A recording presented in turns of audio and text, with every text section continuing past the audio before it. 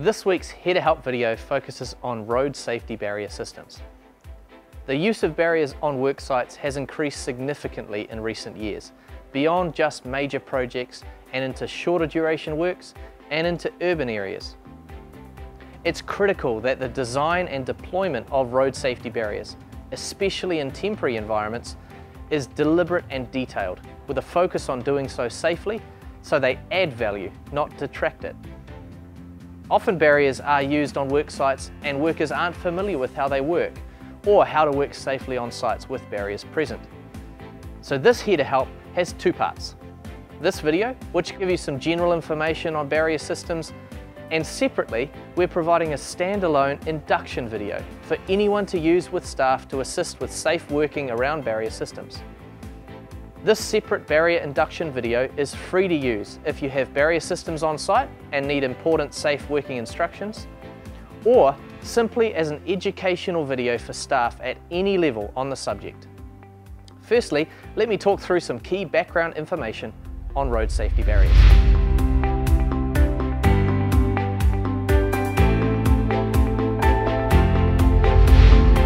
So what is a barrier? Well, a barrier is a protective device. Cones, on the other hand, are designed to be visible and delineate. Well, temporary road safety barriers are designed to absorb crash energy and redirect vehicles. In doing so, the barrier must protect road users from harm. The primary purpose of temporary barriers in their design and testing is to protect road users from hazards. If we dig an excavation close to or in the road, barriers can be used to protect road users from that hazard and capture their crash energy if they leave their path, so they don't suffer serious harm from the excavation. Barriers are tested devices. They are designed and manufactured specifically for this purpose. They must be tested against specific standards and be approved for use on the road. A list of approved devices for use on New Zealand's roads is published by Whakakatahi, the New Zealand Transport Agency. The Health and Safety at Work Act requires us to take all reasonably practicable steps to remove risk. Risk involves two components: how likely an event might be to occur that would cause harm, and how severe the outcome might be, or how much harm would come from that event. Depending on how large the risk, we're required to introduce controls to remove that risk. If we can't fully remove it, we have to reduce it as much as possible. Barriers are a form of control. If risks are identified that road users might be harmed by hazards we've introduced, barriers could be a solution to reduce that risk. To help understand where barriers fit, we need to look at the hierarchy of controls. When addressing risk, we're required to first try and remove it completely. That would be elimination. Next, we can seek to isolate the hazard, and that's where barriers come in. Because road safety barriers are designed to absorb crash energy, they're a device which serves to isolate road users from a hazard. In the hierarchy of controls, that sits here. Because barriers often sit high in the hierarchy of controls, we're required to work top to bottom and consider their value before deferring to lesser controls. And that's not to say that barriers should be used on every site, only that we need to consider them early on and only discount that option if there are significant concerns over reasonable practicability. There are a number of reasons why we might not use barrier systems. The most commonly overlooked one is that they can actually make the environment less safe.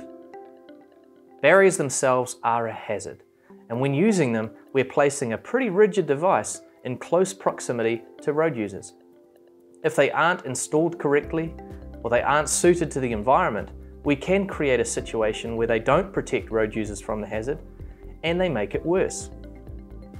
If there are workers, machinery, materials, or even pedestrians behind the barrier in the space where it will occupy if it's struck, this can be much worse for the road users and the workers as well.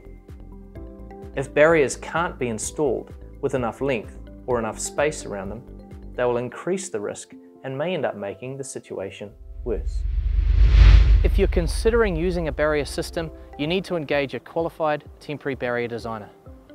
Whakakatahi, the New Zealand Transport Agency, provide a 2-day training workshop followed by an assessment to obtain this qualification.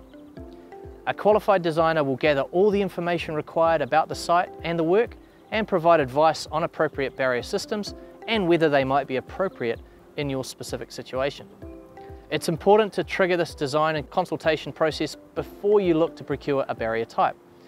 Each barrier type is different and they all have different characteristics. Each situation often suits some barrier types over others. To avoid disappointment, it's best to get the design process sorted first before you go and find the cheapest option, as that may not be viable in your specific situation. Barriers can either be hired or purchased. There are 16 different approved barrier types in New Zealand, with numerous different crash end terminals that go with them. Most barrier systems have a specific supplier in New Zealand. When it comes to procurement, talk to us if you need advice on where to go, or we might even be able to source it for you. Hiring barriers is usually much more viable for durations less than 12 to 18 months. Once work durations get above that, purchasing barriers, depending on the type, can be more financially viable. Barrier costs for hiring is usually done using a per metre per day rate. Rates can vary from 50 cents per metre per day for some water-filled systems, or up to $2 per metre per day for steel barrier systems. Usually, the more quantity and the longer the duration, the lower the rate. Hopefully this introduction to some fundamentals on road safety barriers has been valuable to you. Don't forget to download and check out our barrier induction video for use with your workers to educate them on how barrier systems work and how to work safely around them. You can use as much or as little of the induction video as you like. The full video is about 10 minutes long, but specific portions of it may be more relevant to you on some sites than others. Thanks for watching. Get in touch if you need assistance with barrier systems or anything else related to temporary traffic management. And as always, Parallaxx are here to help.